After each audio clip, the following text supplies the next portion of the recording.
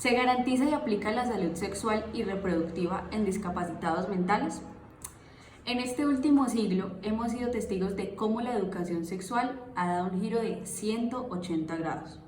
Hemos roto estigmas, tabúes y nos hemos vuelto una sociedad más abierta. Esto no quiere decir que el tema haya dejado de ser controversial, pues aún se mantienen muchas opiniones conservadoras al respecto, pero sí da cuenta de pasos agigantados que hemos dado como sociedad en un intento de ser incluyentes, informados y responsables, con algo tan importante como lo es la sexualidad de cada uno de nosotros. Según el Ministerio de Salud y Protección Social, la sexualidad se considera como una dimensión prioritaria en el curso de la vida de las personas. Se espera que su ejercicio se enmarque en la práctica de los derechos humanos y la garantía de los derechos sexuales y los derechos reproductivos. Según lo anterior, la sexualidad es un ámbito fundamental en la vida de cada individuo. Pero veamos a las personas con discapacidad, específicamente a las personas con discapacidad mental. ¿Dónde quedan sus garantías? ¿Podríamos acaso afirmar que su vida sexual es casi inexistente? Hemos estigmatizado, impedido y negado a las personas con discapacidad mental el libre desarrollo en su esfera sexual bajo premisas como que son personas que no poseen ni necesidades ni deseos sexuales y los hacemos ver como seres asexuados, siendo esto algo totalmente errado. Ahora bien, si entendemos que este tema de la sexualidad ha sido un tabú y todo un misterio en nuestra sociedad, debemos entender también que es incluso más complicado para las personas en situación de discapacidad mental, pues en ellos el tema se sataniza incluso aún más. La pregunta que orientó esta investigación fue: ¿tienen los discapacitados mentales una vida sexual y reproductiva plena y con garantías? El objetivo general que se desarrolla en la misma es ofrecer una mirada amplia y verdadera acerca de la sexualidad de las personas con discapacidad intelectual. Exponer sobre los problemas y necesidades que estos individuos tienen en su ámbito sexual y ofrecer soluciones reales y efectivas para estos mismos. Vamos a empezar por lo primordial. ¿Qué es la sexualidad? Es un error común pensar en cosas como coito y genitales cada vez que escuchamos la palabra sexualidad, pues pensamos en hechos meramente físicos, en algo que no va más allá que una penetración, ya sea con fines reproductivos o no. Mucha gente escapa al concepto de la sexualidad como algo cotidiano y esencial que va más allá de un pene y de una vagina. La entidad Profamilia define que la sexualidad es la unión de lo biológico, lo social, lo psicológico y lo cultural.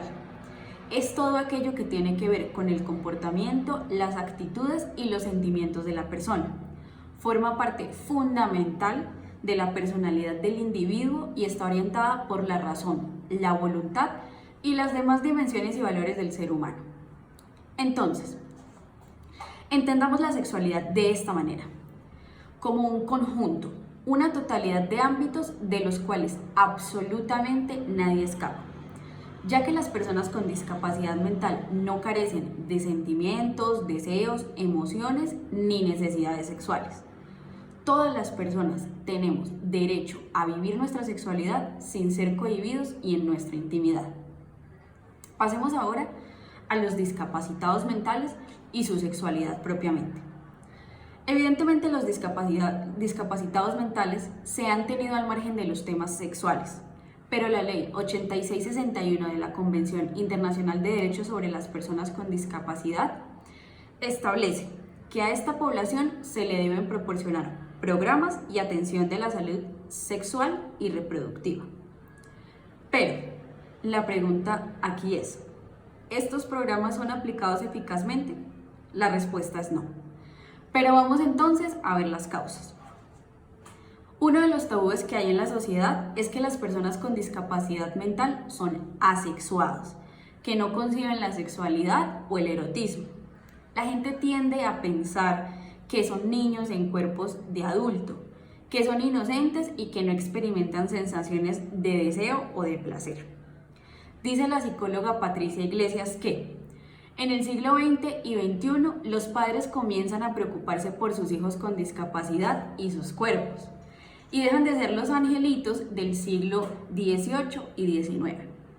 Ella va al tema de los prejuicios y los tabúes, así lo especifica, y hace referencia sobre todos los aspectos negativos, como el hecho de pensar que tienen su sexualidad dormida, que no son atractivos, etc. Al suceder esto, se niega la posibilidad de vivir una sexualidad plena para estas personas. Sus padres o sus tutores se rehúsan a buscar orientación y educación sexual para ellos, pues lo que hacen es eliminar toda posibilidad de vivir sus experiencias sexuales.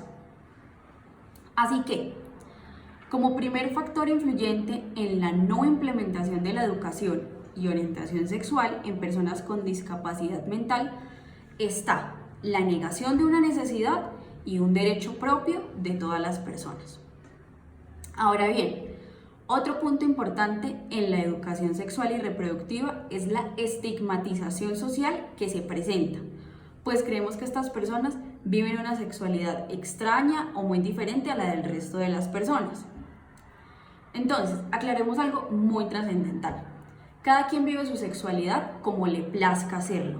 Así pues, la sexualidad de las personas en condición de discapacidad no es ni mejor ni peor que la del resto, pues la de todos es diferente. Cada quien hace suyas sus vivencias, sus experiencias, sus gustos y preferencias.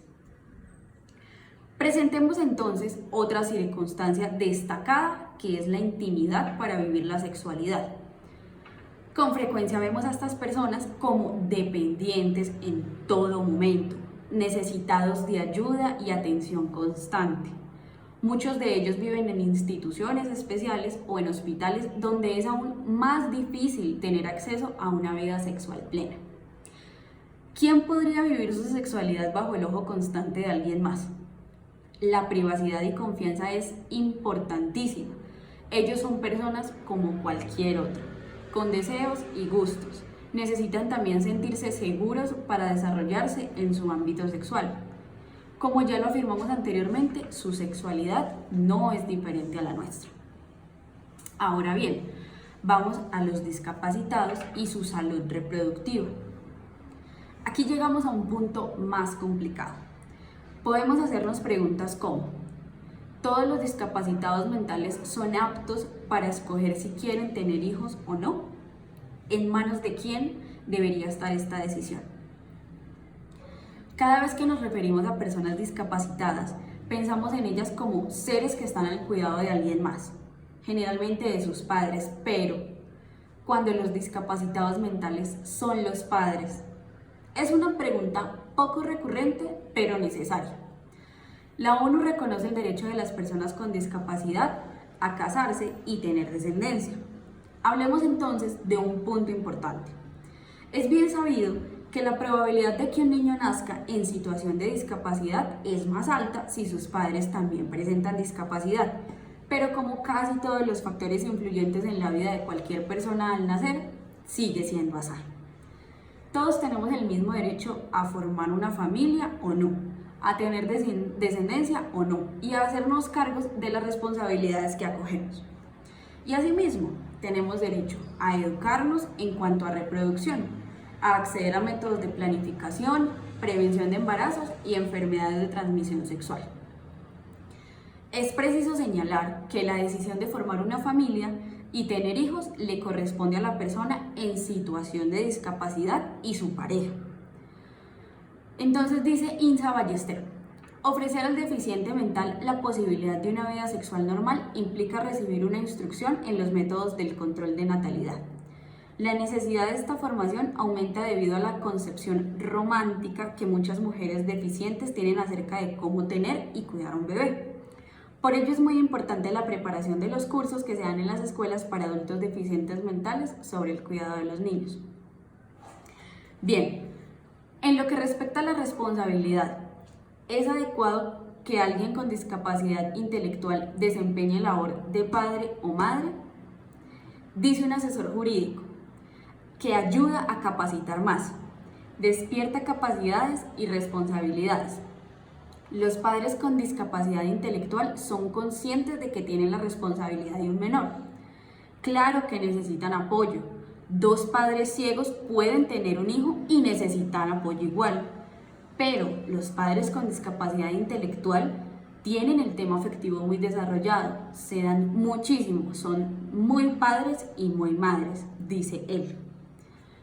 Señalemos entonces una característica importante en la toma de tan trascendental decisión. La discapacidad puede ser ligera, moderada o severa. Entonces, en la discapacidad severa, esta decisión no se da con total conocimiento, aceptación, responsabilidad y autonomía. En este tipo de capacidad, la sexualidad suele manifestarse con cosas como masturbación, besos, abrazos a cualquier persona, pues no tienen una personalidad sexual definida. No poseen una idea de lo que es una relación en pro de la reproducción. Es bastante básico, sí, pero no inexistente. En la discapacidad moderada están las ideas de relaciones interpersonales.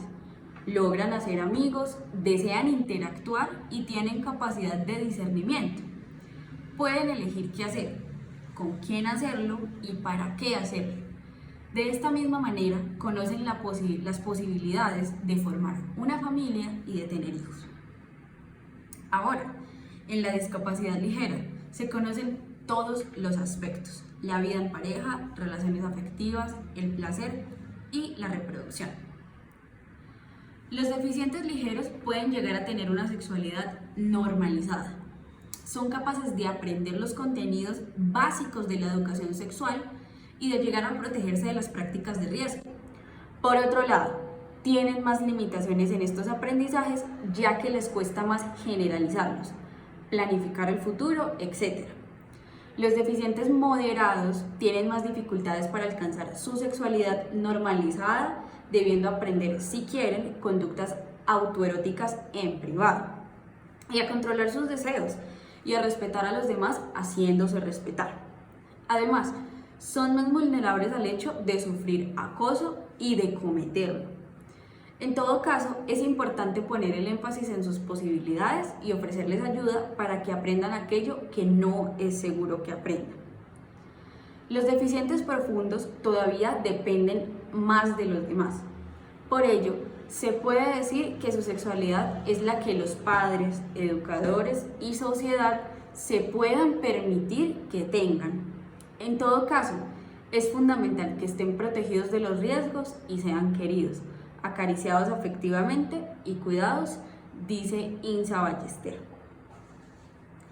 Pero hay algo que tienen todos, y son las emociones. Es necesario que se trabaje el ámbito afectivo. Y también es muy trascendental que se trabaje la compulsión a la masturbación. Al no tener una idea clara de esto y al experimentar placer, muchos de ellos suelen hacerlo en lugares públicos y es difícil contener sus deseos. Dice Balmari: hay que respetar la exploración del cuerpo en búsqueda de ese placer. Si descubre la masturbación, hay que orientar su realización al ámbito privado y evitar la compulsión. Todo ello se lleva a cabo no con la prohibición o represión, sino con educación sexual adecuada a su nivel cognitivo. No hay que caer en la falacia de que no informar es igual a evitar el impulso sexual. Dice Balmari: hay que respetar la exploración del cuerpo en búsqueda de ese placer.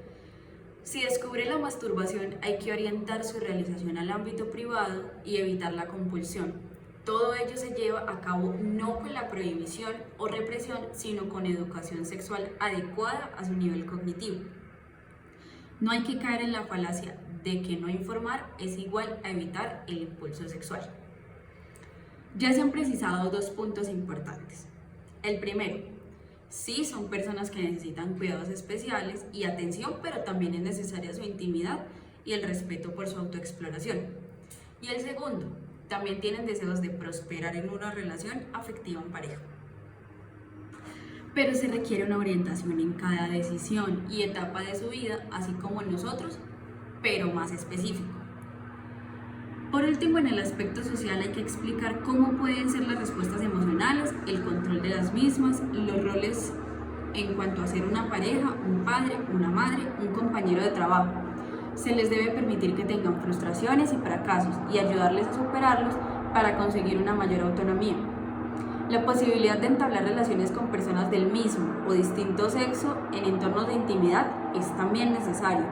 Se debe prestar atención a que sepan interpretar las señales de peligro ante posibles abusos, nos dice Balmary también. Pasemos entonces a otro punto importante, la discusión jurídica ante el deseo de los padres de someterlos a ciertas cirugías de esterilización. El miedo de los padres de las personas en condición de discapacidad no solo es que sus hijos sean víctimas de abuso, de cosificación y sumisión, temen también por su salud, pues asimismo pueden contagiarse de enfermedades de transmisión sexual y pueden resultar embarazos no deseados. Pero, ¿de quién es la decisión de esterilización? ¿De ellos o de sus padres y tutores? ¿Es posible que un padre pueda llevar a su hija discapacitada mental a que le practiquen una cirugía de ligamento de trompas sin el consentimiento de ella? ¿Puede una EPS negarse ante esta petición alegando que necesita autorización de un juez? Ante esta negación por parte de la EPS, ¿podemos afirmar que se le están vulnerando sus derechos a la persona en situación de discapacidad? Pues bien, la Corte Constitucional se planteó estas preguntas, pues la madre de una joven en condición de discapacidad interpuso una tutela, ya que temía que su hija quedara embarazada, alegando que es una situación que evidentemente no puede afrontar gracias a su discapacidad. Entonces, se pueden enunciar los derechos que están involucrados en esta discusión jurídica. Estos son la autonomía sexual y reproductiva de las personas con discapacidad mental y su consentimiento informado al momento de aceptar o no este tipo de intervenciones quirúrgicas, cuyas consecuencias son irreversibles, y el derecho a tener una familia. Dice Ávila: en este sentido, la Corte Constitucional recordó que aunque el consentimiento informado es la regla general para cualquier tipo de procedimiento médico, este no es absoluto, pues admite algunos eventos excepcionales en los que la voluntad del paciente puede ser suplida por el Estado o sus familiares, atendiendo a las circunstancias de cada caso. Dichos eventos excepcionales, en los que la exigencia de consentimiento informado en el ámbito de la salud es menos estricta o se prescinde de ella totalmente, son, primero, cuando se presenta una emergencia y en especial si el paciente se encuentra inconsciente o particularmente alterado o está en grave riesgo de muerte. Segundo, cuando el rechazo de una intervención médica puede tener efectos negativos no solo sobre el paciente, sino también frente a terceros.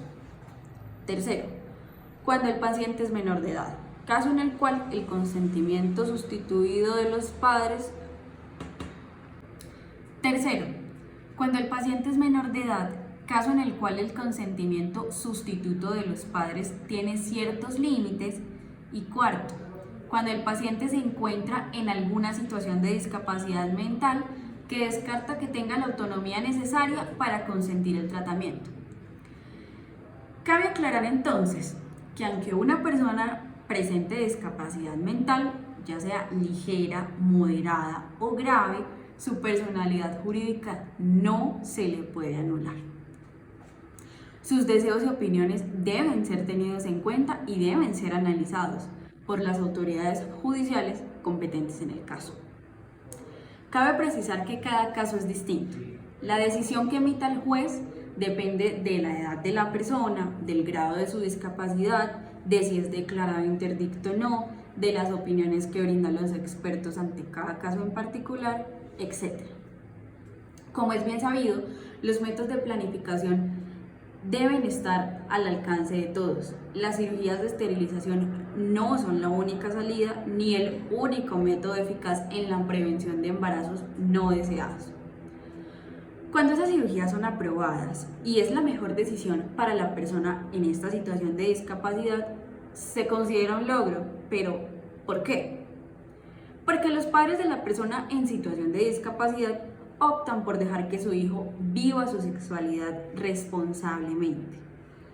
Es un punto a favor que se llegue a esta discusión, pues al menos no se le niega la sexualidad a la persona, hay una aceptación y se proponen soluciones.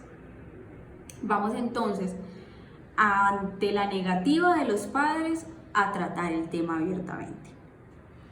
Una diferencia entre los tutores y colaboradores del proceso de enseñanza de salud sexual y reproductiva y los padres de las personas en condición de discapacidad intelectual es que estos últimos, es decir, los padres, tienen y reflejan más temores. Los padres suelen expresar miedo, pues dicen que estas personas son más propensas a abusos y también temen embarazos no deseados. Los padres se muestran negativos ante la exploración del cuerpo. La masturbación suelen negarla y prohibirla. Dice Insa Ballester, los educadores suelen mostrar una actitud mucho más abierta y positiva que los padres en este campo. No solo existen diferencias entre ambos grupos respecto a la percepción de la sexualidad del deficiente mental, sino que esas diferencias pueden llegar a ser importantes. La adolescencia es una etapa muy complicada tanto para los padres como para la persona en situación de discapacidad. Es en esta etapa donde empieza el descubrimiento sexual. La curiosidad, la pubertad, el deseo y las ganas de placer están en su punto más alto. Y por el lado de los padres, la preocupación y la necesidad de prohibir es directamente proporcional a lo anterior mencionado en el discapacitado mental. ¿Qué comportamientos o situaciones afectan a la persona en situación de discapacidad? El deseo de los padres de sobreproteger afecta negativamente, pues no se propicia la maduración de la persona ni desarrollo de autonomía, y en este sentido, la persona sí se ve más propensa a ser víctima de abusos, pues no distingue entre lo que quiere y lo que no, lo que está bien y lo que no. Es un error muy grave no dejar que estas personas se desarrollen como deben.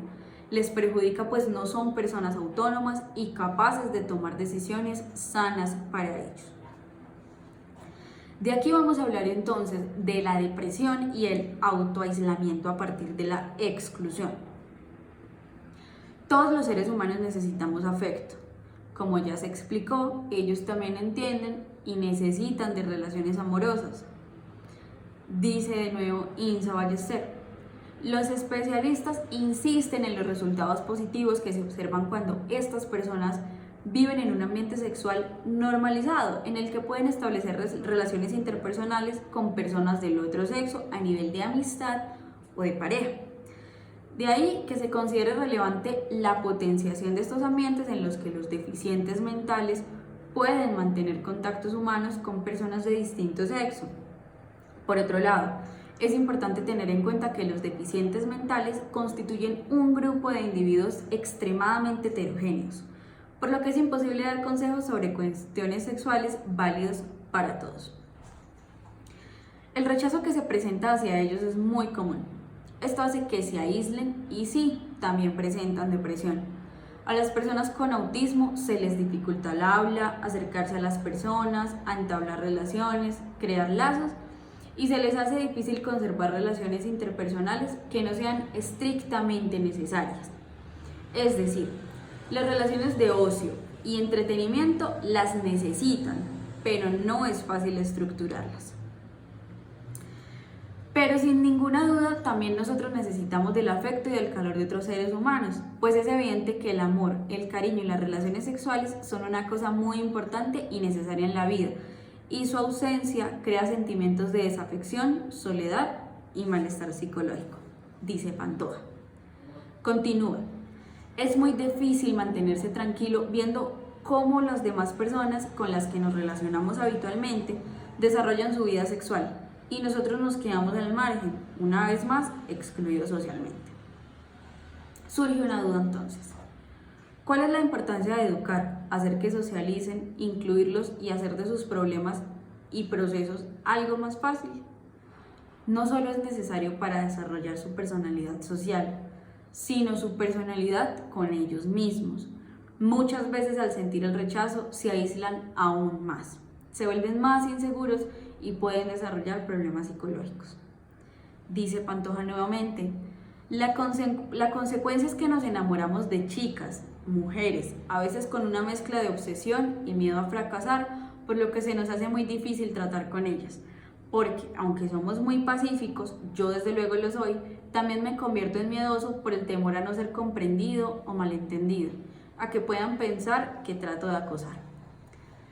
Es evidente entonces que la persona que estamos citando es una persona en situación de discapacidad mental.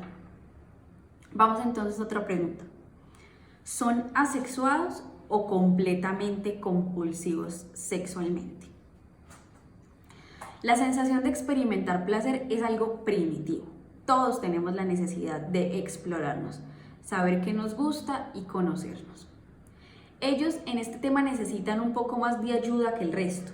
Las opiniones extremistas fallan, pues ya se sabe que sí experimentan su sexualidad y que con ayuda, orientación y educación la viven en su intimidad y la entienden. Dice Insa Ballester: a menudo se cree que el comportamiento sexual del deficiente mental difiere totalmente de un adulto normal.